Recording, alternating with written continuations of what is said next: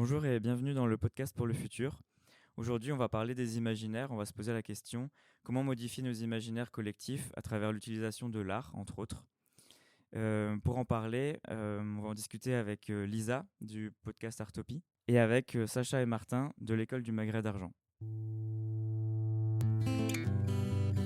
C'est quoi un stéréotype de genre? Comment dépasser l'inaction? Comment prendre la parole quand on est invisibilisé? Est-ce que je suis privilégiée? Comment je me déconstruis? Comment faire face à l'angoisse? C'est quoi un biais raciste? Qu'est-ce que le patriarcat? Qu'est-ce que je peux faire en tant qu'amie? Pourquoi s'engager? Est-ce que toutes les luttes sont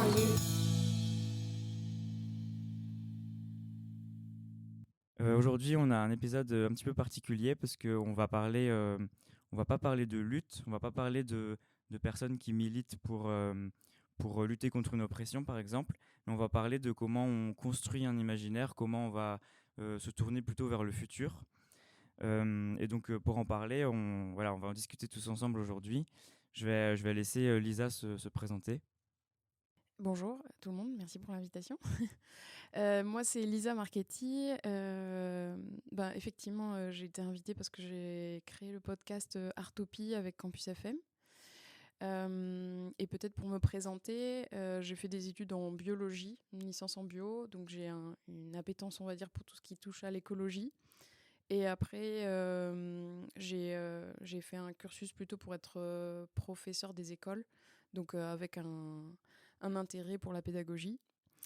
Et actuellement, je travaille pour accompagner les enseignants dans leur pratique pédagogique.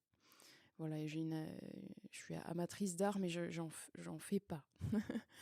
Et ce qui m'a amenée à créer ce podcast, c'est que j'étais avec un groupe de copines qui avaient monté une émission qui s'appelait La Révolution douce, qui parlait des alternatives écologiques et sociales. Euh, et en fait, donc on a invité des scientifiques à venir parler de différentes thématiques et des associations. Et j'avais l'impression que qu'il manquait une part. Enfin, moi, j'avais envie de mettre un peu une touche artistique. Enfin, voilà, que l'art prenne aussi un petit peu sa place. Et parce que je me disais, ok, on a des constats scientifiques forts, mais comment on peut faire pour que ça bouge vraiment. Enfin, voilà, je pense que j'avais un peu une sorte d'éco-anxiété. Enfin, on parle souvent de ce terme-là. Je me trouvais un peu dans une impasse personnelle. Euh, de mon imaginaire aussi, et c'est ce qui est en lien avec le sujet d'aujourd'hui, euh, de voilà, une impasse au niveau de mon imagination, de mon action, du sens, etc. Donc c'était un peu l'idée de répondre à cette question, et au final je crois pas que ça ait complètement répondu, mais c'était une première pierre peut-être à l'édifice. Bonjour, je m'appelle Martin. Merci pour l'invitation.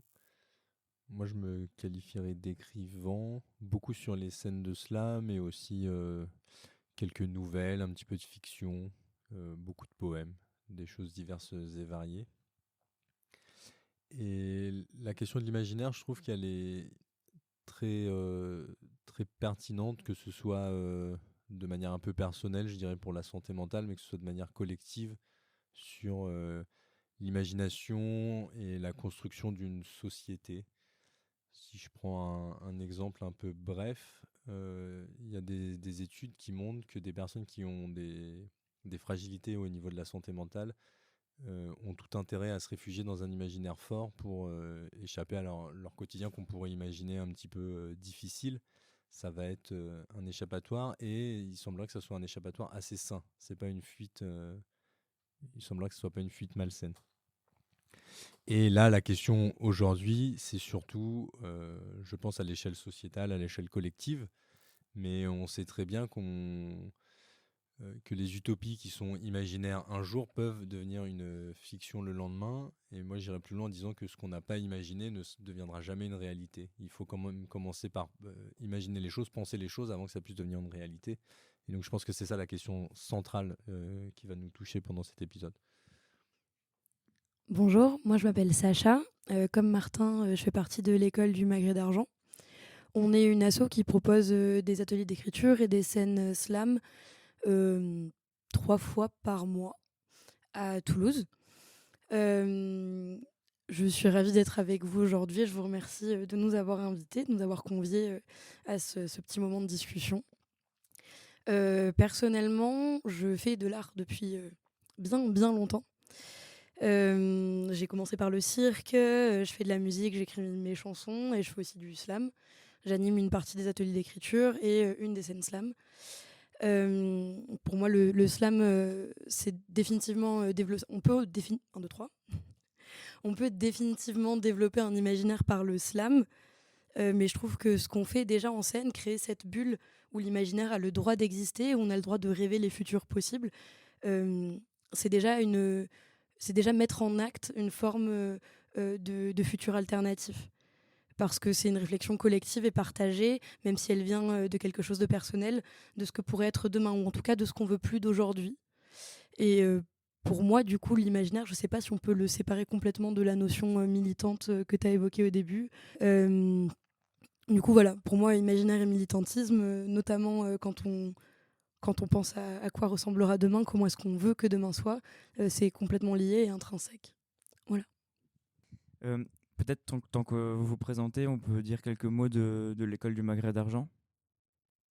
Ouais, c'est une asso qui existe depuis 8 ans, si je dis pas de bêtises, mais je dis peut-être une bêtise, que Martin et moi, on a rejoint il y a 6 mois, ouais, un truc comme ça, en septembre, en août, un truc comme ça. Très clair dans les dates. Et qui anime depuis des années, qui propose ces scènes slam-là depuis des années. Et c'est une association qui a une charte et en tout cas une volonté, si ce n'est militante, en tout cas de bienveillance et d'accueil du public, qui est extrêmement forte, en tout cas à mon sens. Dans la charte, il y a un certain nombre de notions de bienveillance, notamment le fait que sur scène, on n'accepte aucun propos oppressif, quel qu'il soit. On apporte par exemple de la preuve aux scènes parce qu'on estime qu'il n'y a pas besoin de se cacher ou d'avoir à demander pour avoir les pratiques qu'on veut avoir, qu'il y a une libération qui doit se passer à ce niveau-là. Mais aussi que cet endroit-là, il peut jamais être le vecteur d'oppression et nous, on essaye de faire autant que possible et en accord avec les lieux dans lesquels on organise ces scènes, des espaces de parole, d'apprentissage aussi, parce qu'en fait, on apprend tous ensemble, en s'écoutant, en débattant, etc., à vivre mieux ensemble. Et je crois qu'en ce moment, on y arrive pas trop mal, en tout cas sur le côté de la bienveillance sur les scènes. Voilà. Puis après, on a rajouté la notion du trigger warning, histoire d'épargner la sensibilité de tous, parce qu'on peut être prêt à entendre quelque chose ou prête. Si jamais on est prévenu, on a aussi le droit de ne pas vouloir entendre toujours tout. Donc voilà. Ok, merci. Du coup, je voudrais revenir plus ou moins rapidement sur ce que tu disais tout à l'heure. Tu disais que c'était difficile à dissocier le côté travailler sur l'imaginaire et le côté militant, le côté lutte. Du coup, ça me fait penser que peut-être je peux vous poser la question, est-ce que vous vous considérez comme militant ou militante ? Je pense que c'est une question un petit peu compliquée. Hier midi, j'ai dit à des amis très sérieusement que le militantisme, c'est la mort de l'âme. C'est une phrase qui vient d'un ami à moi. Et en même temps, quand on fait ce genre de choses, on est militant de facto. Et je pense qu'en fait, qu'on le veuille ou non, on est militant. La question, c'est où est la limite et où est la barrière. Si je disais cette phrase au repas avec des amis hier, c'est parce qu'il y a des personnes qui sont des fois peut-être un petit peu trop militantes, avec des personnes qui sont déjà peut-être un petit peu trop convaincues, et des fois à 7h30 du matin, quand on boit le café, on n'a pas envie d'entendre parler de fin du monde, de réchauffement climatique, etc., etc. Et donc c'est pour ça que j'avais dit cette phrase. Mais moi, la frontière que je ne sais pas, c'est où commence le militantisme, où s'arrête le militantisme. Mais de proposer des choses comme ça, en fait, on est militant, qu'on le veuille ou non, c'est un lieu de refuge. Et je pense que avoir un lieu de refuge, que ce soit imaginaire ou physique, c'est du militantisme.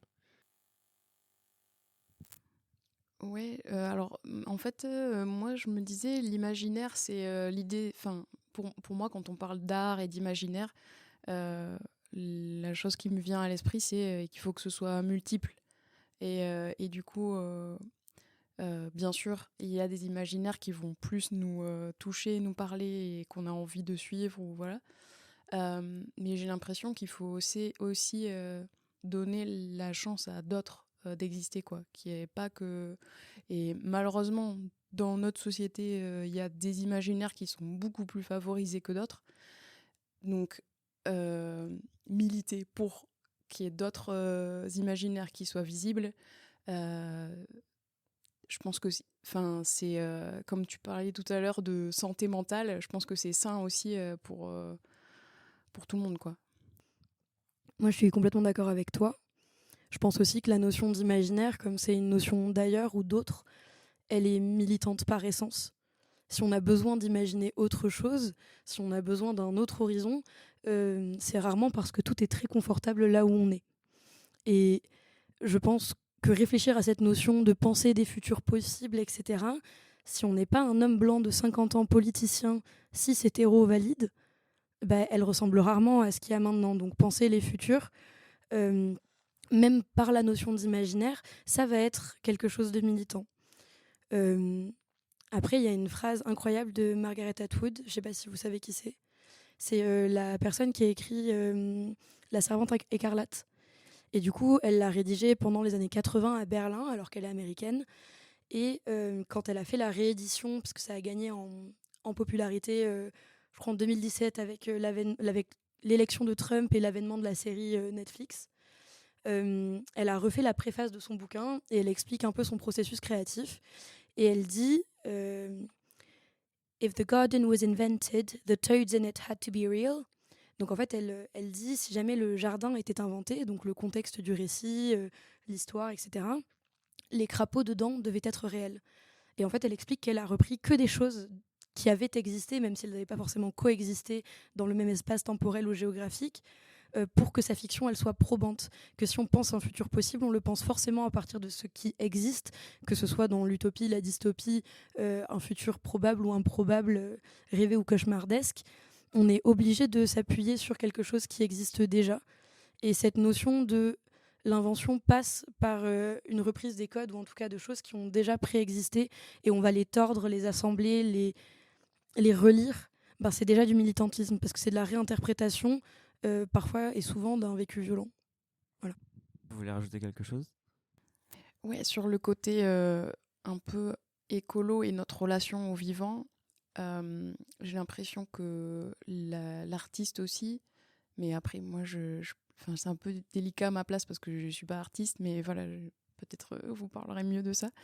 Il révèle aussi des choses qui sont invisibles, c'est-à-dire des choses auxquelles le commun des mortels n'a pas accès forcément, et donc va peut-être dans la relation au vivant par exemple pouvoir adopter une autre modalité de vie ou une autre manière de relationner avec les êtres, alors humains, non humains, etc. Voilà, donc à la fois, effectivement, s'appuyer sur des choses réelles, et effectivement, c'est réel, mais aussi des choses que les autres ne voient pas et qu'on peut, sur lesquelles qu'on peut mettre en valeur, quoi. Enfin... Oui, pour compléter ce que tu dis, je pense que par exemple dans la science-fiction, on a beaucoup d'histoires qui se passent avec des robots qui ont une conscience, et ça permet de développer une forme d'empathie, je dirais, pour des robots qui sont à la base des machines, qui sont là pour nous obéir. Moi, à titre personnel, c'est très difficile pour moi d'avoir de l'empathie pour l'ordinateur qui est devant moi. Je vais avoir... Voilà, pour ChatGPT qui est complètement abstrait sur une page internet, c'est pareil, c'est impossible pour moi. Et par contre, en ce moment, je suis en train de lire un roman de SF avec des robots qui ont une conscience et donc qui ont une espèce de libre arbitre. Et là, tout de suite, ça devient... Enfin, j'ai de l'empathie pour ces personnages qui sont des personnages importants du roman. Et ça me pose des questions, en fait, sur notre rapport aux machines. Et est-ce que, éventuellement, alors là, je dis pas du tout ça comme une réalité, mais si un jour, il y a vraiment des robots qui ont une conscience, alors est-ce que oui ou non, ils seront vivants? Est-ce qu'ils auront des droits? Enfin... Tout de suite, ça fait poser énormément de questions que je m'étais pas du tout posées avant de lire un roman comme ça, quoi. Mais de toute manière, l'imaginaire, c'est la question de la limite aussi. La SF tout particulièrement, parce qu'on est toujours sur repousser la limite de l'humain, du connu parce qu'on assemble plusieurs choses qui existent, du style la machine, puis on sait que la conscience existe, on assemble les deux, on a un espèce de nouveau concept. Mais en fait, quand on lit des bouquins post-apo ou des réflexions sur comment vivre dans des sociétés sorties du capitalisme mais à très grande échelle, ce qu'on n'a pas encore vécu par exemple de manière contemporaine je crois, en fait on se pose toujours la question de la limite, ça vient toujours titiller chez nous l'imaginaire, la question du quand est-ce que j'arrête de m'identifier, quand est-ce que je commence à m'identifier, quand est-ce que je romps le pacte fictionnel ou quand est-ce que je l'accepte. Et c'est aussi pour ça que je trouve l'imaginaire militant, parce que s'il pose la question, comme tu le disais Martin, de la limite, il nous pose des questions intimes et personnelles en permanence aussi, de définition, d'identité, que ce soit d'identité de l'individu, d'identité du groupe, d'appartenance au groupe et de définition de ce groupe-là. C'est même mieux un roman qui pose des questions. Après, chacun lit ce qu'il veut, mais si on lit un roman et qu'à la fin on se dit ah bah oui, je suis d'accord du début à la fin et je me suis pas posé de questions, chacun fait ce qu'il veut, mais c'est peut-être un petit peu triste. Par rapport à ce que tu disais sur la limite, ça me fait penser que j'ai l'impression que souvent il y a beaucoup d'œuvres culturelles, enfin la culture dans laquelle on baigne qui façonne un peu qu'est-ce qui est acceptable, qu'est-ce qui est envisageable pour nous ou pas, et que du coup quand on parle par exemple quand on veut faire évoluer les choses sur certaines luttes, par exemple on a parlé dans d'autres podcasts, dans d'autres épisodes du podcast de féminisme et de la culture du viol.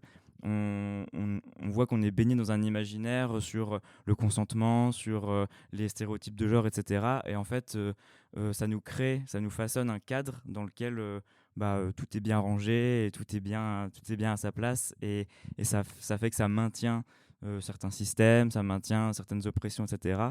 Et ça me fait penser que du coup, si les imaginaires, la culture, l'art, etc., ça contribue à perpétuer ce cadre-là, ça veut dire qu'on peut aussi s'en servir comme levier pour élargir un peu ça, et se questionner sur la limite justement, c'est en fait je m'étais pas rendu compte, mais il y a plus de nuances que ce que je pensais, ou on peut étendre notre empathie à d'autres personnes, etc. Donc là ça me fait penser à ça.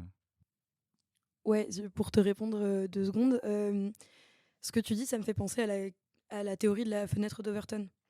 Et nous, on se rend compte aujourd'hui qu'elle est décalée à l'extrême droite, où maintenant l'extrême droite paraît à droite dans la tête de certaines personnes, et le centre, c'est l'extrême gauche, et on est là, voilà, comme ça. En fait, il y a de l'art qui essaye de la redécaler à l'extrême. Par exemple, il y a une chanson d'une rappeuse qui s'appelle Morgane, qui s'appelle La Louve, et elle dit, je vais paraphraser ça, et très mal, en gros, est-ce que ça t'ira si moi je te dis que je t'apprécie qu'à moitié nue en train de passer la tondeuse ? Bien sûr qu'elle le pense pas, mais elle est en train de dire un truc qui est impactant et choquant pour décaler à nouveau cette fenêtre, et que ce qu'elle dit derrière, qui relève de la réalité, ou qui relève en tout cas d'un militantisme moins incisif, ce soit entendable. Et je pense que dans l'art, il y a beaucoup ça aussi. Je pense notamment à des travaux de SF qui vont à un extrême pour engager des réflexions plus tôt en fait, dans l'œuvre. Si on regarde La ferme des animaux de George Orwell, le jour où vous trouvez un cochon qui s'appelle Napoléon et qui arrive à diriger une ferme, vous m'appelez, il n'y a pas de souci. Mais on sait très bien que le pacte fictionnel, il ne s'étend pas jusque-là. Par contre, il nous permet de questionner tout ce qui arrive avant. Et du coup, cette question de la limite, pour moi, elle est intrinsèque à l'imaginaire, parce que c'est repousser pour pouvoir questionner. Ça, je pense que c'est vraiment le travail de l'artiste, de réfléchir à ça. C'est Yves Lavandier qui dit dans un livre un peu technique qui s'appelle La dramaturgie ou l'art du récit, que l'inconscient, c'est un super moteur créatif, mais qu'il faut toujours faire attention. Parce que dans notre inconscient, il y a toutes les normes sociétales, il y a tous les systèmes d'oppression, et on peut très facilement reproduire le monde dans lequel on le vit sans même le faire exprès. Et donc il faut faire une espèce de relecture, d'analyse et de critique de ce qu'on a inventé, pour se dire, ok, en fait, quel est le message que j'envoie. Un exemple un peu facile, on invente un personnage masculin, on imagine un ami, par exemple à nous, enfin on s'inspire d'un ami à nous, et en écrivant ce personnage, on reproduit des comportements toxiques qu'il peut avoir. Je sais pas, il fait jamais la cuisine, Enfin bon, c'est un exemple, quoi. Et donc en fait, quand on relit à ce moment-là son histoire, il faut avoir conscience du schéma qu'on est en train de proposer. Et c'est à ce moment-là, en fait, qu'on peut changer les imaginaires des futurs, se dire, bah non, en fait, là, je vais inventer un personnage masculin différent et qui, ce coup-ci, aime bien faire la cuisine, je sais pas, se maquille. Enfin voilà, juste pour renverser les clichés. Et ça, pour moi, c'est un vrai retour critique, s'inspirer de l'inconscient, mais avoir conscience des limites de l'inconscient qui sont de perpréter le schéma dans lequel on baigne, en fait, hein, tout simplement. Du coup, par rapport à ce que tu viens de dire sur le fait de l'inconscient qui peut perpétuer des systèmes, etc., est-ce que, d'un point de vue concret, est-ce que vous avez, en tant qu'artiste, c'est quoi les moyens concrets que vous avez pour essayer d'empêcher de véhiculer ça? Est-ce qu'il y en a? Est-ce que vous faites des choses entre vous ou individuellement? Toujours se relire et toujours réfléchir au message qu'on fait passer et au schéma qu'on perpétue. Moi, c'est la seule solution que j'imagine. Puis toujours faire relire. Oui, toujours faire relire, oui, tout à fait, oui. Pas être la seule voix et le seul regard sur son récit, mais faire intervenir quelqu'un d'autre. Et là, on parlait d'un cas où tu prends l'inspiration d'un ami, par exemple, etc. Mais par exemple, je fais mon bon travail de petit écrivain, et je me dis, je sors du schéma, et du coup, je fais quelqu'un qui est trop loin de moi. Et du coup, je tombe dans un autre cliché, alors que j'ai essayé de tout faire bien, de bien déconstruire mon machin. En fait, c'est à la fois pas le travail d'une autre personne qui vivrait un autre type d'oppression que j'ai mis en place dans mon récit, de venir me dire et me relire et de prendre ce temps-là de m'éduquer si jamais je me suis plantée. Et en même temps, ça peut être quand même pertinent de, sur certains points, avec des personnes de confiance, dire dis-moi si je suis con là. Parce qu'en fait, sûrement, à certains moments, c'est sûr, je me suis plantée. Et c'est accepter l'erreur, quoi, accepter ce qu'on va nous dire en retour. Et je trouve que, moi qui écoutais parfois du slam, j'ai trouvé que c'était très souvent beaucoup plus sensible que ce qu'on pouvait entendre à la radio, ou voilà, et donc aussi plus proche de ce qu'on, de l'humain, et peut-être moins con, et moins justement sur des stéréotypes. Voilà, c'est un petit peu mon avis sur le slam en général. Alors, je te promets, ça dépend de qui. On rigolait avec Tinmar parce que pour que les scènes soient safe, ça n'a pas été un travail de moindre difficulté. Après, effectivement, l'énorme majorité des gens qui disent des propos qui sont oppressifs le font rarement en pleine conscience de ce qu'ils sont en train de dire. Et là vient un travail d'éducation, de bienveillance, de droit à l'erreur. Et c'est plus, est-ce que maintenant que je t'explique, tu comprends ce que je te dis et tu comprends pourquoi c'était blessant? Est-ce que tu es capable de faire un travail sur ton texte, t'excuser potentiellement aux personnes que tu as pu blesser avec ces mots-là? Et auquel cas, bien sûr, tu es le bienvenu pour revenir, parce qu'en fait, on va tous faire des erreurs dans la vie. Ou est-ce que tu vas rester campé sur tes positions de privilégié et tu vas pas te remettre en question? Et auquel cas, la porte, elle est là, il y a d'autres scènes moins safe. Puis je crois aussi, pour une personne qui côtoierait assez régulièrement les scènes de slam, qu'on est quand même tous sensibles à la sensibilité et qu'au bout d'un moment, on finit par se rendre compte que un ego trip d'un homme blanc cis hyper technique avec que des rimes et des allitérations, en fait, ça nous touche peut-être moins qu'un texte sans aucune rime, très court, bafouillé par, disons, une adolescente de 14 ans qui a une vie très difficile, quoi. Et donc ça, peut-être que la première fois, il y a la magie de la technique qui fait qu'on a l'impression que les ego trips sont incroyables. Et puis en revenant quelques fois, on se rend compte qu'il y a un petit peu moins d'émotion. Mais parce que l'imaginaire de ces personnes-là est fragile aussi. Il y a la faille, et la question de la faille pour moi qui rentre en compte. Et la question de l'injustice, ces personnes-là souvent qui nous touchent, elles se révoltent un petit peu. Ou en tout cas, il y a un rapport à la douleur, à imaginer un futur qui est pas forcément même facilement imaginable, tellement là c'est difficile, ou les choses actuellement relèvent vraiment presque d'un certain désespoir. Et l'ego trip effectivement du mec blanc cis hétéro valide, c'est génial mon gars, c'est très bien fait, c'est techniquement intéressant, mais ce que tu m'as raconté, qu'est-ce que tu m'as dit? Qu'est-ce que je sais de toi que je ne savais pas avant que tu montes sur scène? Qu'est-ce que tu m'as dit de demain? Qu'est-ce que tu m'as raconté d'hier? Pas grand-chose. Il y a un truc aussi que j'avais. Enfin, il y a une chercheuse américaine qui s'appelle Donna Haraway et qui avait inventé un terme qui était le Cthulhucène pour remplacer l'Anthropocène.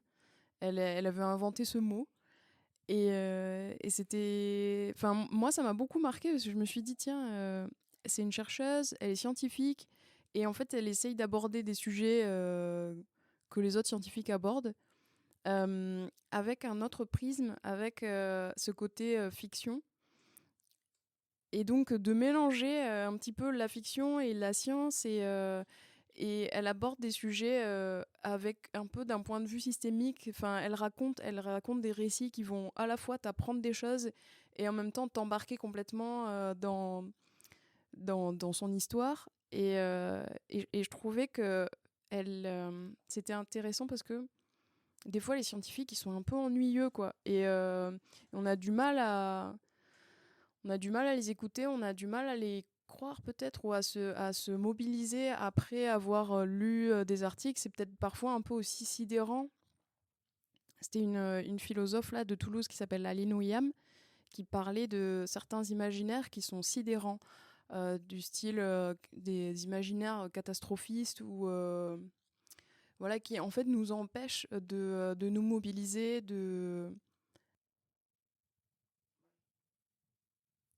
Je trouve que là, il y a une nuance à apporter sur ce que tu dis, qui est la question du langage et de la novlangue. Ça, c'est Orwell qui le dit, mais a fortiori, dans Matin Brun, par exemple, il y a cette disparition des couleurs, du langage au fur et à mesure, et ça pourrait être un imaginaire sidérant. Et ça l'est pas du tout. Et ça a été un texte hyper fort et hyper porteur, et qu'il l'est toujours. D'ailleurs, je pense qu'on va dans à peu près n'importe quelle librairie, il est toujours vendu. Euh, Toujours sous ce même petit format, à coûter 3 francs 6 sous, et du coup être extrêmement accessible. Et, et du coup, je trouve que l'imaginaire sidérant, alors ça dépend comment c'est fait, mais quand il est fait avec une réflexion pertinente sur la langue, en inventant de nouveaux termes, en faisant disparaître, en travaillant sur le quotidien à proprement parler, il peut être vecteur de beaucoup d'indignation ou de réalisation, en fait, parce qu'on parle du proche. Donc, oui, si on parle de choses abstraites trop loin, euh, ça peut devenir juste écrasant et une espèce d'éco-anxiété ou d'anxiété globale qui paralyse. Mais en fait, elle peut être porteuse aussi, cette peur, cette angoisse qu'on peut ressentir à la lecture. C'était Aline Ouiam pour le podcast. J'étais allée la voir, donc toujours cette philosophe. Et je lui avais dit oui. En fait, dans le podcast, Artopie, il y a 2 parties. Il y a une partie où on parle de l'artiste, de son processus de création en lien avec sa sensibilité écologique, etc. Et ensuite, une deuxième partie où il crée un récit du futur, ce que j'ai appelé le récit du futur. Et en fait, sur cette deuxième partie, je savais pas trop comment aborder le truc. Et je disais, ouais, on n'a qu'à se placer en 2664, donc une date super éloignée, comme ça, et voilà, dire à l'artiste, ok, te place dans cette situation-là, et comment tu vois le monde, etc. Et elle m'avait dit, ouais, alors peut-être que c'est bien de dire dans 5 générations. Pas dans une date super éloignée comme ça, mais voilà, dire aux gens, voilà, votre imaginaire, vous le portez sur... déjà, il y a le truc de la génération, c'est proche de nous, et 5, quoi, pas 10 000, quoi. Voilà. Et ça m'a fait penser à ça, ce que tu disais. Oui, c'est Alessandro Pignocchi, je trouve, qui est assez fort avec ça. Alors, je suis pas sûr qu'il mette une date en particulier. En tout cas, moi, j'ai pas prêté attention aux dates. Mais il imagine un monde futur où on a un autre rapport à la nature, pour faire un petit peu simple et court. Et c'est des BD, donc dans des mises en scène très simples, en fait, il explique aux enfants, comme s'il y avait un cours d'histoire, en fait, les bouleversements qu'on vit à l'heure actuelle. Et il explique ça, je trouve, avec il y a une espèce de simplicité et de joie qui, comparé à ce que nous on vit, si on se met à écouter effectivement des scientifiques qui ne vulgarisent pas toujours ce qu'ils disent, ça fait très plaisir de lire ce genre de choses. C'est très simple. Après, c'est aussi le ton de la BD qui fait que c'est très presque humoristique, ou en tout cas très léger. Et remettre de la légèreté, je pense, dans un sujet qui est très lourd, ça aussi, c'est un imaginaire qui, je pense, est très pertinent. Il y a quelqu'un qui fait ça très bien en parlant du réel et en projetant un petit peu vers du futur et du coup un peu d'imaginaire. C'est David Attenborough, qui est chevalier de l'ordre de je sais pas trop quoi au Royaume-Uni, euh, qui est un des explorateurs contemporains qui a dédié sa vie à transmettre qu'est-ce que c'était la nature, la biodiversité et comment on la change, comment on la sauve. Et il y a quelques années, il a fait une série en partenariat avec Netflix qui est disponible sur YouTube, donc pas besoin de payer un abonnement Netflix, qui s'appelle Our Planet ou Notre Planète, et où en fait ces épisodes commencent toujours par un constat un peu alarmiste, qui est la situation dans laquelle on est, qui est souvent un peu désastreuse, on va pas se mentir. Et après, il y a toujours des pistes de mieux. Il y a, mais regardez, la population de tel poisson dont personne n'a entendu le nom et qu'on pensait qu'il allait s'éteindre. Mais en fait, là, grâce à telle action, elle est en train de remonter et de s'en sortir. Mais pensez qu'en fait, quand on fait ça, en fait, ça a tel impact. Et là, on se rend compte qu'il y a une partie de la grande barrière de corail qui s'est revitalisée. Enfin, ou j'en sais rien, plein de choses comme ça. Et du coup, avec des toutes petites choses du mieux dans ce quotidien très noir, il offre un imaginaire, il finit jamais par nous plomber l'ambiance. Il termine toujours en disant regarde les couleurs, regarde comment ça vit, regarde comment c'est beau, regarde ce que tu as à gagner plutôt que penser ce que tu peux perdre. Et ça, je trouve que c'est un changement de prisme qu'on n'a pas assez et que tu soulignes là dans ce que tu disais un petit peu, que je trouve très intéressant.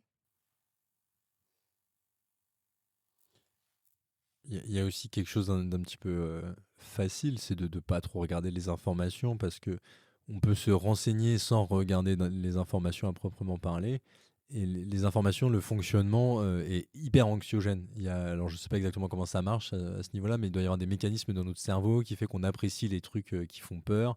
Et donc du coup, les médias jouent de ça, et particulièrement les médias mainstream, particulièrement dans les affaires de faits divers. Et en fait, si on commence à se renseigner, notamment sur l'écologie ou sur les questions sociétales de façon alternative, que ce soit par des romans, que ce soit par des podcasts, en fait, il y a vraiment beaucoup de façons différentes. Ce sont souvent des formats qui sont moins anxiogènes que les informations. Et on n'est pas non plus complètement déconnecté du monde dans lequel on le vit. Enfin, en tout cas, moi, c'est quelque chose que je recommanderais parce que les informations, c'est vraiment hyper anxiogène. Et même si on va sur YouTube et qu'on se renseigne, je sais pas, sur la politique, par exemple, euh, même sans passer par France 2 ou TF1, c'est hyper anxiogène quand même, quoi. Il y a une artiste toulousaine qui s'appelle Claire Sauvager qui fait une performance justement artistique sur le fait de soigner la terre. Et donc elle a la performance s'appelle Coma, K-O-M-A, et elle a un personnage fictif du coup, et qui est mi-branche, mi-humaine, et qui soigne, qui est dans une forêt, je crois. Enfin, Coma veut dire forêt dans la langue de Klein D, je crois que c'est son personnage qui s'appelle comme ça. Et donc elle soigne la planète, quoi, enfin la Terre. L'art, finalement, oui, aussi, c'est quelque part la représentation, enfin une représentation des choses. Et on a des représentations qui sont malheureusement peut-être aussi restrictives. Par exemple, tout ce qui est carte ou notre vision de la planète Terre. En fait, on se rend compte que... Enfin, il y a un philosophe, je crois, Bruno Latour, je crois qu'il est philosophe. Bon. Oui, donc Bruno Latour, qui est un philosophe français, il expliquait qu'on pouvait vivre que sur une fine couche de la Terre, et dans les livres d'école, on nous montre la planète comme si, voilà, on pouvait... Enfin, en fait, ce qu'il veut dire quelque part, c'est qu'on est très dépendant de une partie seulement de cette planète, quoi. Et on a du mal à en prendre conscience. Il a fait un bouquin, je crois, qui s'appelle Où atterrir. Et il nous montre qu'on est hors sol, en fait. On n'est pas conscient qu'on est tellement dépendant du sol, des espèces autour de nous, de notre environnement, quoi. Et on en fait partie complètement. Et finalement, les représentations qu'on a eues depuis... tout le temps, quoi, joue énormément sur nous, notre manière de vivre et d'habiter cette terre, quoi. Il y a un bouquin hyper intéressant pour enfants au départ, qui s'appelle Toby Lolness de Timothée de Fombelle, qui en fait ramène la société à l'échelle d'un arbre. Alors qu'à 8 ans, normalement, tu captes pas ça de suite. Tu comprends juste qu'il y a un petit personnage de 2 millimètres qui est poursuivi par tout son peuple parce que son père a découvert que la sève coulait vers le haut. Donc il y a toute cette idée de la persécution du scientifique, etc. et du fait qu'on persécute toute sa famille parce que lui, il a découvert un truc. Hein. Et puis en fait, on se rend compte que y a des types qui ont du pouvoir. En fait, en gros, c'est Bolloré, le mec. Il a élevé des charançons. C'est vraiment pas une blague, c'est vraiment l'allégorie de Bolloré. Il va creuser l'arbre et faire du mal à l'arbre en allant jusqu'à la sève avec ses charançons pour exploiter le plus de je sais pas trop quoi possible. Et en fait, au fur et à mesure où on avance, on se dit, ah, mais en fait, c'est complètement notre société. Il y a les basses branches, les hautes branches, avec une espèce de bourgeoisie, et une espèce de bas peuple, machin. C'est très bien fait pour les enfants. Puis en fait, le deuxième tome, d'un coup, il découvre le peuple de l'herbe. Donc ça y est, l'arbre n'est plus le centre du monde. Et du coup, on est obligé de décentrer là d'où on vient, ce qu'on connaît, ce qu'on a construit dans l'imaginaire aussi, qu'on nous a proposé en tant qu'enfant, pour ouvrir à l'autre. Et le peuple de l'herbe, il n'a pas du tout la même conception, le même rapport, parce qu'il n'a pas du tout le même milieu, en fait. Et dans ce que tu disais sur on n'a pas du tout conscience de l'interdépendance et de ce dont nous on est dépendant et de notre tout petit lopin de réalité, ben en fait ce bouquin-là, je trouve en tout cas pour les enfants, il permet vraiment de créer un imaginaire qui, sans violence, ouvre. Parce que le rapport entre le peuple de l'herbe et le peuple de l'arbre, il est pas extrêmement sain, hein, on va pas se mentir. Mais par contre, c'est très palpable en fait. Tout le monde a vu un arbre, tout le monde a vu de l'herbe, et donc tout le monde peut se projeter. Et ça marche super bien. Je l'avais utilisé avec mes petits cousins euh, pour parler d'écologie et pour penser, ok, il va se passer quoi qu'est-ce qu'on fait si jamais Bolloré continue d'exploiter les charançons. Et en fait, ça avait donné lieu à des grandes discussions alors qu'ils ont respectivement 6, 9 et 12 ans. Donc, enfin, il y a des discussions possibles. Je pense que même pour les adultes, lisez Toby Lolness. Timothée de Fombelle, s'il te plaît, paie-moi le spot de pub. Oui, à la base, pour revenir sur ce que disait Lisa, je pense qu'on investit des centaines de milliards de dollars ou d'euros pour aller dans l'espace, pour atterrir sur Mars. Il y a beaucoup de romans de science-fiction qui ont des imaginaires qui se passent dans l'espace. Mais c'est vrai que dans l'autre sens, quand on regarde dans le sol ou à l'intérieur de la Terre, il y a très peu de romans. Là, moi, j'ai que Jules Verne qui me vient en tête. Et d'une manière générale, au niveau des études scientifiques, on a très peu... Enfin, on sait des choses sur la Terre, mais on ne sait pas tant de choses que ça. Si on doit commencer à mesurer la Terre, on parle de quantité de matière organique et on mesure ce qu'on appelle la granulométrie. Mais il y a énormément de choses qu'on ne sait pas, et l'humification, c'est-à-dire le processus de transformer de la matière organique en humus, c'est un processus qui n'est pas du tout complètement compris aujourd'hui au XXIe siècle. Et à mon avis, là, j'ai pas les données en tête, mais on met pas des centaines de milliards de dollars pour essayer de comprendre comment se passe l'humification, malgré l'érodation des sols, malgré plein de problématiques. Et c'est là où je pense que la notion d'imaginaire, moi je rebondirai là-dessus, c'est qu'on a beaucoup. Alors moi, je peux très bien comprendre pourquoi on fantasme sur l'exploration spatiale. C'est effectivement, depuis qu'on est tout petit qu'on voit les étoiles, c'est hyper, c'est incroyable. Mais on a oublié en fait de regarder le sol, les fourmis, les araignées, la terre. Et du coup, peut-être s'il y avait plus de romans, de livres, de films qui se passaient un peu comme Microcosme. Moi, j'ai adoré Microcosme quand j'étais enfant. Microcosmos. Enfin bref. J'ai adoré ce film parce que ça donne un monde féerique pour le monde des insectes. Et ça, je pense que c'est quelque chose qui manque énormément dans nos imaginaires collectifs aujourd'hui. Il y a les minuscules aussi dans un peu le même principe que Microcosmos. Voilà, si des parents écoutent et veulent des recommandations pour les enfants, nous sommes maintenant un podcast jeunesse. Il y a un bouquin aussi, ça me fait penser à ça, Vinciane Després qui a fait un bouquin sur les oiseaux aussi, et donc elle se met à la place des oiseaux et elle parle un peu... alors, et elle essaye de pas avoir une vision anthropocentrée, quoi, et c'est intéressant de voir son point de vue, quoi. Elle est ethnologue, donc elle a aussi cette connaissance.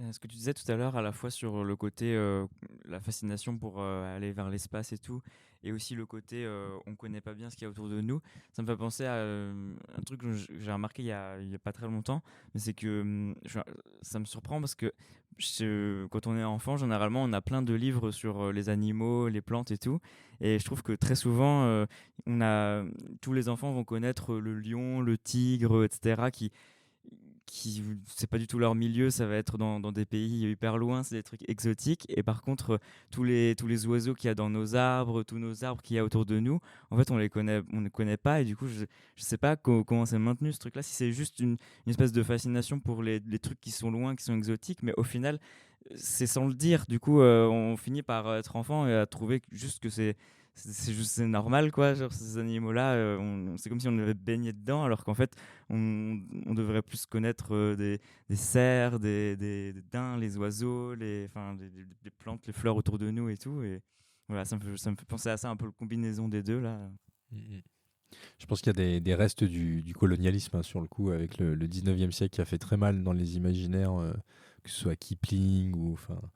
Et je pense que c'était. On a eu un imaginaire très sclérosé, moi je dirais, au 19e siècle, avec beaucoup de fantasmes sur des éléphants, des choses très exotiques. Et on a du mal à s'en dépaître aujourd'hui. Et effectivement, je pense que les enfants aujourd'hui sont peut-être plus capables de parler de perroquet qui vient d'Amazonie plutôt que de dire le nom d'un oiseau, d'un geai ou d'un merle qui habite en France, quoi. Est-ce que ça, par rapport au fait que tu notais qu'on s'intéressait beaucoup aux étoiles, tout ça, est-ce qu'il n'y a pas quand même la notion de la limite qui revient, tu vois, dans l'imaginaire, la recherche de poser une limite ou la dépasser ou en tout cas la questionner. Si on prend quelque chose qui est loin, ben, on est déjà en train de chercher une forme de limite. Je remets pas en question la sclérotruc du 19e siècle, mais est-ce qu'il n'y a pas plutôt une double influence d'une recherche de limite avec une recherche de différence et de distance, parce qu'on s'affranchit peut-être aussi plus facilement d'attendus ou de prérequis si ça se passe loin. Si c'est pas nous le personnage principal et qu'il nous ressemble moins et que je peux juste me projeter dedans, mais j'ai pas besoin de tout comprendre, j'ai pas besoin de m'investir autant. Ah oui, c'est fantasmant, moi je dirais ça comme ça, hein. Ça c'est indéniable, que ce soit loin dans l'espace ou que ce soit à l'autre bout de la Terre, dans un peuple qui parle une langue inconnue qui n'a rien à voir avec la nôtre. C'est sûr que je pourrais même dire que ça stimule plus l'imagination d'imaginer quelque chose de complètement différent de ce qu'on vit. Mais dans l'histoire de la limite, il faudrait revenir en arrière, mais si on prend le roman de Renard ou les fables de La Fontaine, il y a déjà des lions quand même. Mais j'imagine quand même qu'il y a quand même beaucoup d'histoires et de chansons, de poésie de gestes qui se passent avec quand même des animaux un petit peu endémiques, je dirais, à l'Europe, et on était un petit peu moins porté sur ce folklore-là. Il y a eu une époque où on savait même pas d'où venait la soie, mais bon, il y en avait quand même, notamment pendant l'Empire romain, et je pense pas que les gens y fantasmaient un riche empire, qui était une réalité d'ailleurs, mais un riche empire chinois, et par contre ils avaient de la soie de façon concrète devant eux, quoi. Donc il y a peut-être une limite en fait entre. Enfin, moi je comprends complètement la dimension de se dire le toujours plus loin, le toujours plus exotique, c'est hyper fantasmant, c'est incroyable d'inventer des choses complètement différentes. Mais est-ce que justement il n'y a pas quelque chose d'hyper intéressant d'aller réenchanter quelque chose de très proche de nous? Imaginez la vie d'un merle qui habite en ville, en Europe au 21e siècle, ça se trouve en fait, et trouver de la féerie là-dedans, c'est un challenge peut-être incroyable, et faire aimer les enfants, enfin faire apprécier ça aux enfants, je pense que c'est quelque chose d'hyper cool. Ça, je suis complètement d'accord, mais pour moi, ça va avec un principe de décroissance qui est pas du tout le nôtre, dans le sens c'est recentré sur le quotidien, sur ce qui est autour. Et je poserai deux, je sais pas, semi-questions, limites, réflexions, qui sont, je sais pas, les Grecs qui ont inventé genre le Sphinx, tu vois. Et ils ont pris des bouts de trucs qu'ils ont vus, de rapports d'expédition, de machin, et ils ont dit ouais, très bien, ça on prend, on garde et on en fait un truc encore plus loin, encore plus étrange. Et on va le faire expliquer un certain nombre de légendes, on va le faire participer d'un imaginaire qu'on va faire neutre, mais qui reste quand même très loin, et qu'on va justifier d'un certain mysticisme. Et en parallèle de ça, encore aujourd'hui, ce qui fait rêver beaucoup d'enfants, c'est les explorateurs. On veut toujours être explorateur quand on a 8 ans. Et on regarde aujourd'hui Mike Horn, par exemple, il fait que ça, repousser les limites de l'impossible, faire un pôle to pôle, en traversant pôle sud puis pôle nord, emmener des gamins en décrochage en Patagonie. Enfin, il fait que des trucs un peu dingues comme ça. Et ce qui fait rêver, je sais pas, Jean-Eudes à Noël, c'est d'avoir la BD qui relate l'expérience de Mike Horn au pôle. Et c'est pas du tout d'entendre le pigeon dans la ville. Et je suis d'accord que le merle ou le pigeon dans la ville, c'est hyper intéressant. Mais pour moi, faut qu'on arrive. D'abord, je suis pas sûre que l'imaginaire arrive à être porteur de ça avant qu'on ait entamé une décroissance par ailleurs et un recentrement sur la communauté, l'espace, réenchanter l'espace urbain et l'espace tout court de notre vie. Pour moi, il faut que ce soit une co-construction. On peut pas. Enfin, là où moi je verrais une certaine faiblesse dans la possibilité, c'est que je suis pas sûre qu'on y arrive juste avec l'art. Il y a un artiste dessinateur qui s'appelle Quentin Jauré. Et justement, il a cette attention aux détails et pratiquement à la sobriété. Alors lui, il est dessinateur, donc il fait des dessins au crayon, je crois, majoritairement. Et même dans sa démarche artistique, il est dans le minimalisme, quoi, vraiment. Et ça, c'est de cet ordre-là, de réenchanter le quotidien et voilà, un peu de mettre de la poésie dans tout ce qu'on vit, quoi. Et l'attention aux détails. Et cette attention aux détails, j'avais discuté de ça avec un botaniste qui est Boris Pressek et qui travaille au Muséum d'histoire naturelle. Et lui, justement, il s'attache aux petites plantes qui poussent dans la rue. Et donc, il les nomme, en fait, sur le trottoir. Vous avez peut-être déjà vu ça. Et en fait, je crois que c'est important ce truc de savoir nommer ce qui est autour de nous pour pouvoir en parler juste. Et l'imaginaire aussi se base, j'ai l'impression, aussi beaucoup sur la capacité à pouvoir nommer les choses. Et donc, c'était une femme, Estelle Tsong-Mengal, qui est historienne de l'art, qui parlait de ça justement dans un bouquin Apprendre à voir. Et il m'avait parlé d'elle, ce botaniste, il m'avait parlé d'elle pour dire que voilà, il fallait pouvoir nommer les choses. Et on n'est pas obligé d'avoir le nom scientifique pour dire telle plante, c'est un truc latin incompréhensible. Non, on peut juste dire, en fait, c'est la plante du coin de ma rue, quoi. Enfin, voilà, et juste créer des histoires finalement avec ces choses-là, quoi. Mais là, je trouve qu'en fait, on a une réflexion qui est un peu élitiste. C'est que oui, nous, on va bouger. Le conservateur du Muséum d'histoire naturelle, il va bouger. Les poètes vont bouger. Les personnes qui ont du temps et de l'énergie à dédier à l'art de manière un peu pointue vont bouger.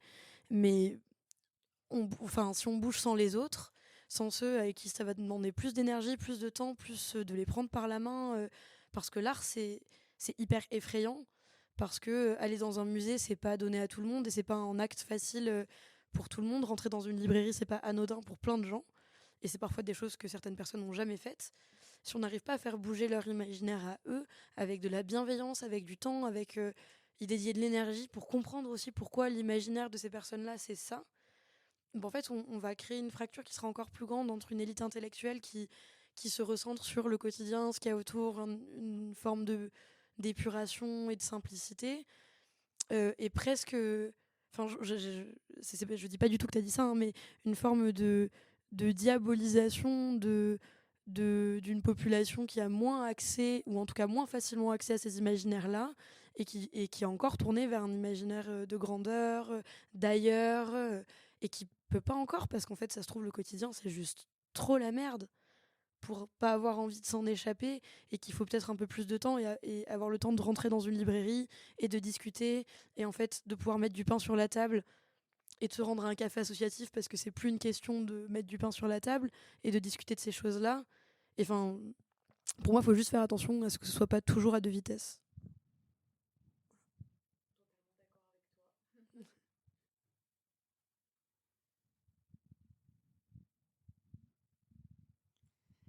Peut-être pour rebondir sur ce que tu dis, là on a pas mal parlé de l'art pour changer, pour modifier un peu les imaginaires.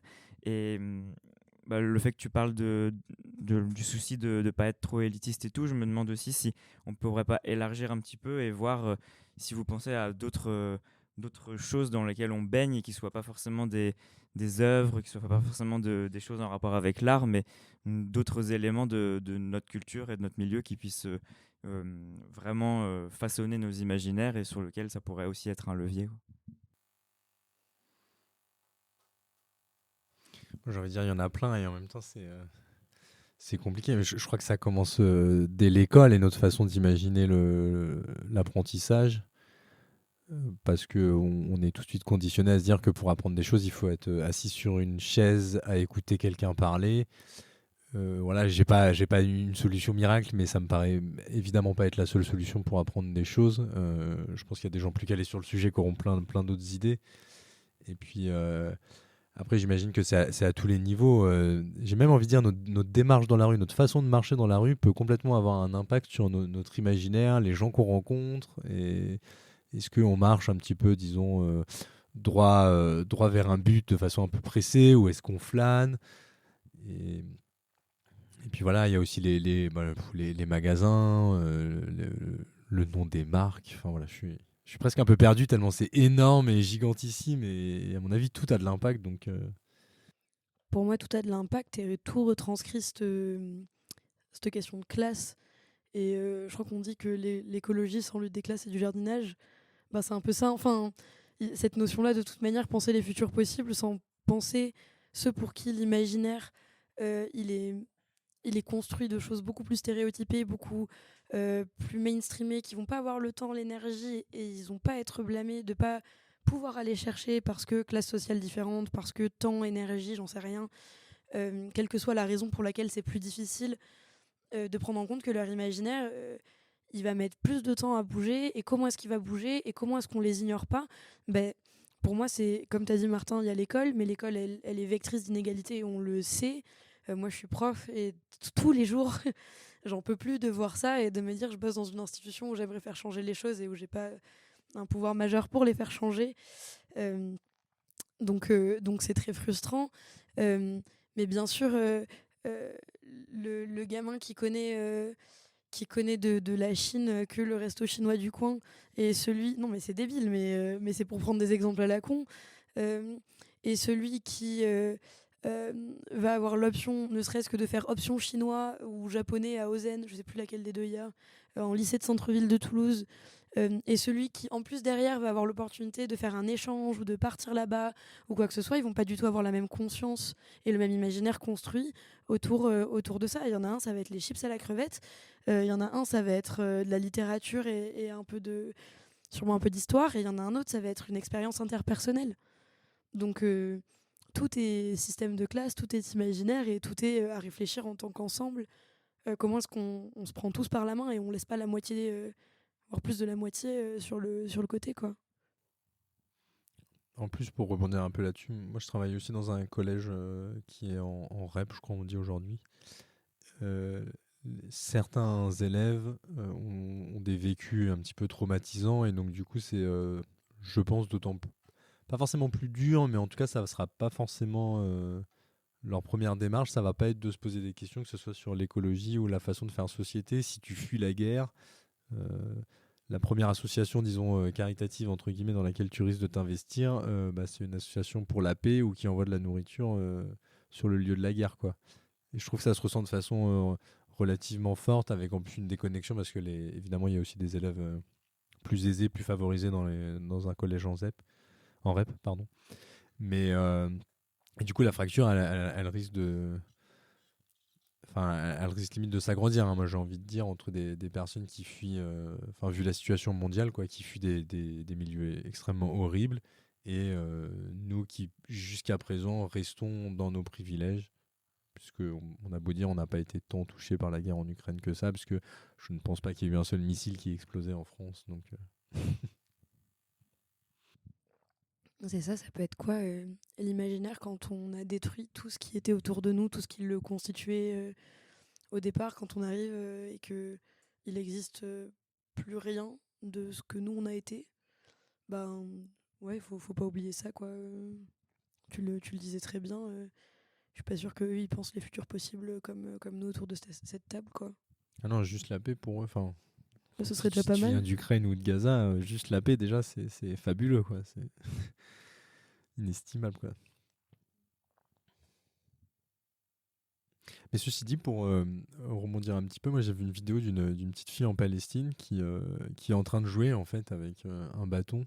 Et on revient sur le refuge nécessaire à l'imagination, puisque il y a que des bâtiments en ruine, les adultes s'affolent pour trouver à manger, enterrer leurs proches. Enfin bon, c'est une situation horrible qui se passe à Gaza, c'est vraiment une tragédie. Et cette petite fille, elle est en train de jouer avec un bâton, comme j'ai envie de dire, un peu tous les enfants du monde jouent avec des bâtons depuis probablement la nuit des temps, quoi.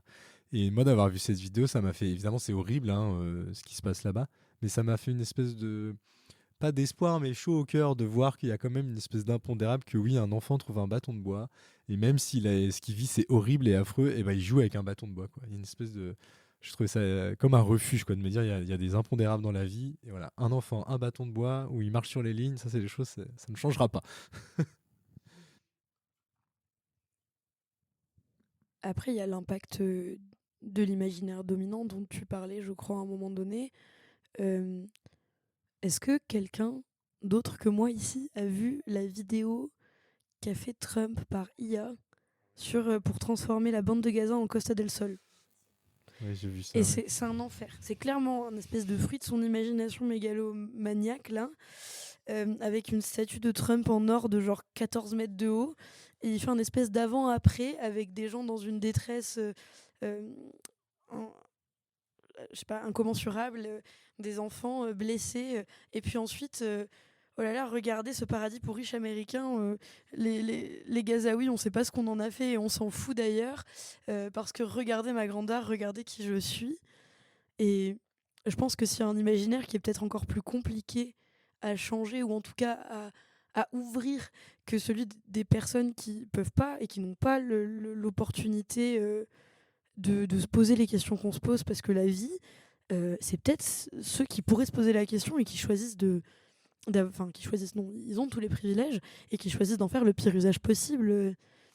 Enfin, nous, on a quel poids aussi, c'est ça qu'on peut penser, C'est probablement parce qu'ils ont conscience de l'impact que ça peut avoir, une vidéo comme ça, qu'ils le font, parce que alors, il a forcément payé, disons, un artiste qui a utilisé l'IA pour faire cette fameuse vidéo. Je pense qu'il a dû dépenser beaucoup d'argent, bon ça, après, j'en sais rien. Et il l'a pas fait, c'est un fin calculateur, Trump. Il a pas dépensé de l'argent comme ça juste pour le plaisir. C'est parce qu'il sait qu'en fait, il y a des gens qui vont voir ça. Alors là, à qui il veut toucher, c'est évidemment pas les Palestiniens, je pense que c'est pas non plus nous, mais c'est des promoteurs immobiliers. Des promoteurs immobiliers qui voient la vidéo, qui disent: ah, mais oui, quand même, je vais regarder la météo, tiens, sur la bande de Gaza. Ah, il fait 25 degrés toute l'année, ça peut être intéressant. L'hiver, pour envoyer des petits Français, des petits Espagnols un peu riches. Moi, c'est juste de la provoque. C'est juste Ah de ouais. la provoque et c'est attirer le regard sur lui et en fait omnubiler la présence. Bah, les médias, du coup, sont complètement focus sur ça et on voit plus rien de ce qui est à côté, quoi. Moi, c'est ça le vrai danger là-dessus, quoi. il y a un truc, il y a quelqu'un qui avait donné un nom à ce phénomène-là, mais qui dit qu'en fait, il va tellement vite, il fait tellement de dingues à la minute que tu peux pas tout rapporter. Et c'est comme ça qu'il signe 12 milliards de décrets, parce qu'il y en a genre 11 milliards qui vont être rebutés, mais il y en a un dont tu n'auras pas entendu parler, il n'y aura pas eu de mobilisation, pam, ça passe. Euh, et en fait, il t'empêche d'imaginer, justement. Il sature le réel avec trop d'informations. Et si tu as trop d'informations, tu n'as plus d'espace pour penser. Et, et c'est ce que tu disais en disant déconnectez-vous un peu des systèmes d'information mainstream, etc. Parce que, un, c'est angoissant, et deux, bah, ça empêche de penser. Bah, il y a vraiment des gens qui ont analysé la stratégie de communication et de politique de Trump et qui disent en fait, il sature pour que tu sois tellement atterré, tellement sous les décrets et les trucs, et que tu sois dans un état de sidèrement, que tu ne te mobilises pas parce que tu sais même plus pourquoi te mobiliser. Ok, il y a un rassemblement là, là, là, là, là. Je vais où? Je fais quoi? Euh, Attends, mais en plus à la radio ils viennent de dire ça. Ah non, mais là il y a eu une fusillade et lui il vient de. Attends, mais il a dit une dinguerie là. Et c'est quoi cette vidéo sur Gaza? Et en fait, tu peux plus rien faire. Et je pense que là où il est très très fort, c'est ça, c'est la saturation de l'imaginaire. Lui, il empêche le lendemain. Ouais. Comment tu penses le futur quand le type il a tout mobilisé? C'est la lenteur. Enfin, retrouver une lenteur, quoi. J'ai l'impression, et de l'espace. Enfin, des fois, on dit l'ennui permet d'imaginer, etc. C'est ça, recréer des espaces. mentaux, tu sais, voilà, saturation de l'esprit complètement. Enfin, moi j'y crois ça. Mais après, c'est un luxe, comme tu disais aussi, c'est un luxe. Quand t'as fini ta journée de boulot et que t'en peux plus, en fait, tu vas pas dire, je vais imaginer le monde d'après, quoi. Non. En plus, j'ai l'impression qu'il attaque la pensée, quoi. Enfin, qu'il empêche de penser de différentes manières, parce qu'il interdit une liste de mots à utiliser dans la recherche, dans les institutions publiques, dans lesquelles il y a juste femmes, gays, biais, enfin, des choses comme ça. Et puis il y a aussi le truc de supprimer les données, comme ça on peut même plus avoir de faits concrets, de vérité sur lequel s'appuyer. Du coup, il s'attaque différents angles et du coup ça complique encore plus, je pense. Il a supprimé le département de l'éducation, il a enlevé les programmes de diversité, et là il menace la plupart des grosses universités qui refusent de se plier à ça, de leur enlever leur subvention. Et du coup, en fait, il y a des centaines de chercheuses qui sont en train de partir au Canada. Donc en fait, la fuite des cerveaux dans un état fasciste, c'est comme ça que ça se passe. Au départ, il y a les universitaires qui partent, puis derrière, il y a les thésards qui ont plus de financement, qui finissent par partir aussi. Et puis en fait, au final, il n'y a plus personne pour défendre l'université, parce que quand tu es chercheur, tu te dis, mais si je reste, mais qu'en fait, je me fais juste emprisonner, ma recherche, elle n'aura pas d'impact non plus, ma voix n'aura pas d'impact non plus. Mais du coup, sur place, reste pas grand monde. Et c'est atterrant, certes, mais en fait, on se rend pas compte du fait qu'il ne fait plus peur qu'il est capable. Comme il sature l'information, comme il sature toutes ces choses-là, on se rend pas compte des grandes incohérences, du nombre de fois où il se fait retoquer, du nombre de choses qu'il n'a pas le pouvoir de faire et qui du coup, au bout de genre 2 semaines, quelqu'un fait « Hein, quoi ? Non !» Des scandales à l'international où il est juste pas cohérent. Et en fait, pour moi, penser l'imaginaire là-dedans, c'est effectivement ce que tu disais, reprendre du temps. C'est la question de l'ennui. Et en fait, en fait, c'est prendre le temps de respirer, quoi. Faire waouh, ok, bah, ce mec-là, il sera toujours là dans 2 semaines. Moi, ces 2 semaines-là, elles vont me servir en fait, à prendre soin de moi et, comme tu disais, à retrouver une escapade saine et nécessaire à l'imaginaire.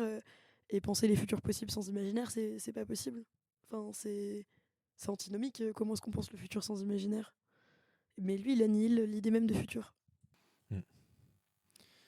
Oui, et puis pour revenir un petit peu sur l'ennui, là, il y a, je crois que c'est Gaël Faye qui a écrit un truc qui s'appelle l'Ode à l'ennui, qui est assez rigolo. Et le problème de l'ennui, c'est que aujourd'hui, on est stimulé de milliards de choses instantanées, les smartphones, les notifications, les machins. C'est pas qu'on n'a pas le temps de s'ennuyer. Enfin, peut-être qu'il y a des gens qui n'ont pas le temps de s'ennuyer. Ça dépend de chaque personne. Mais c'est aussi on a trop de stimulation cognitive et visuelle pour pouvoir, concrètement parlant, nous ennuyer, ou au moins que notre cerveau puisse se reposer.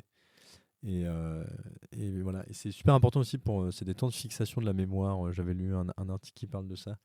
Donc des fois, j'essaie de dire ça, moi, aux élèves qui travaillent, c'est que en plus de travailler, s'ils s'ennuient, il faut qu'ils répètent ce qu'ils relisent, et que c'est bien qu'ils s'ennuient, en fait, pour apprendre des choses de façon plus efficace.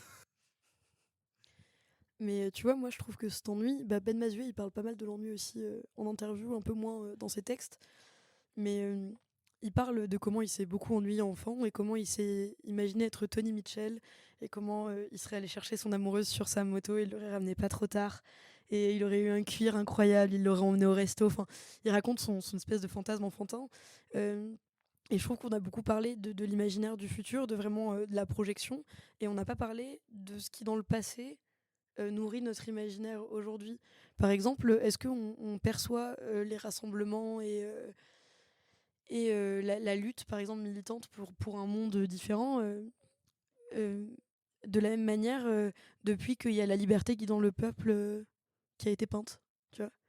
Est-ce que Marianne avant, parce que pour nous Marianne maintenant c'est tous cette image, enfin c'est beaucoup cette image, est-ce que elle aurait pu être ça sans ça? Bah non. Du coup elle nourrit aussi un imaginaire même pour le futur de qu'est-ce que c'est la liberté, en tout cas une liberté populaire. Et il y a aussi toutes les protest songs, les chants de manif et les chants militants qui nourrissent un imaginaire, déjà une sensation d'être très nombreux, d'être soudés et d'être forts et fortes. mais ça nourrit, c'est des choses qui ne datent pas forcément de maintenant et qui nourrissent du futur et qui n'étaient pas forcément dans la projection. Parfois, c'est des choses qui sont dans le maintenant et qui continuent à construire comment on lutte, comment on vit, comment on pense le futur. On va bientôt devoir conclure.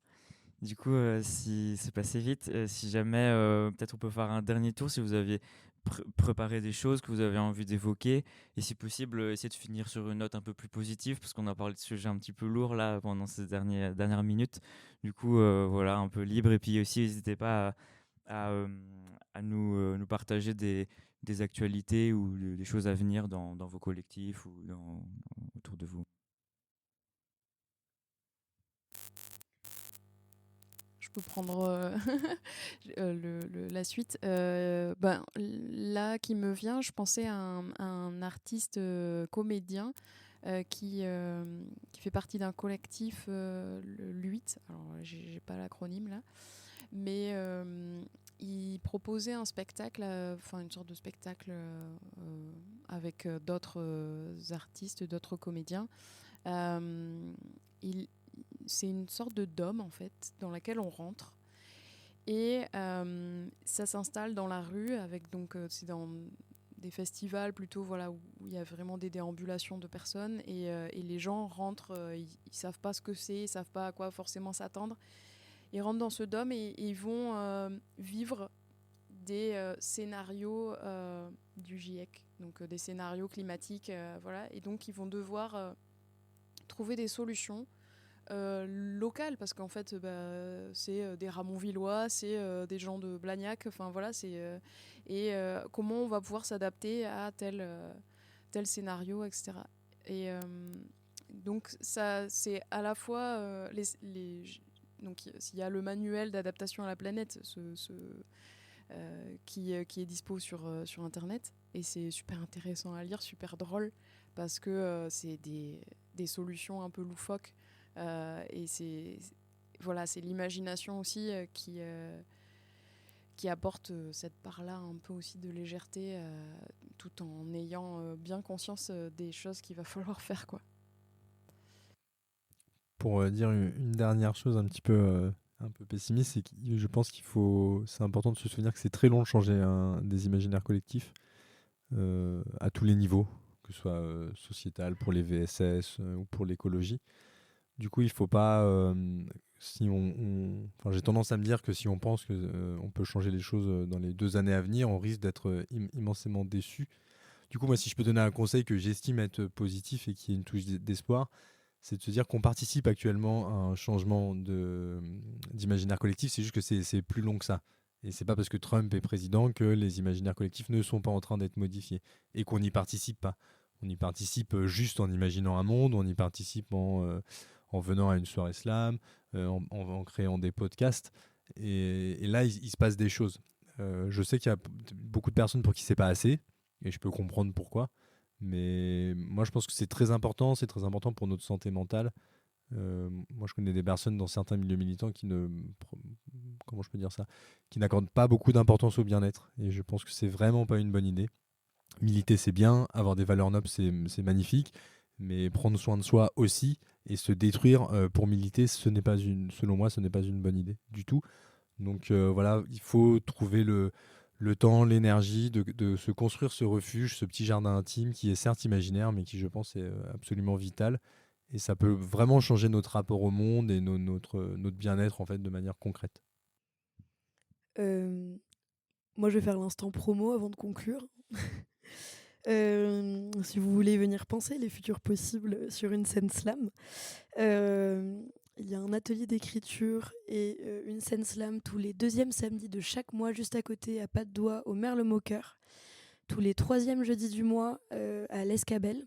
Et tous les derniers samedis de chaque mois, entre midi et 2, à Ombre Blanche, dans le patio.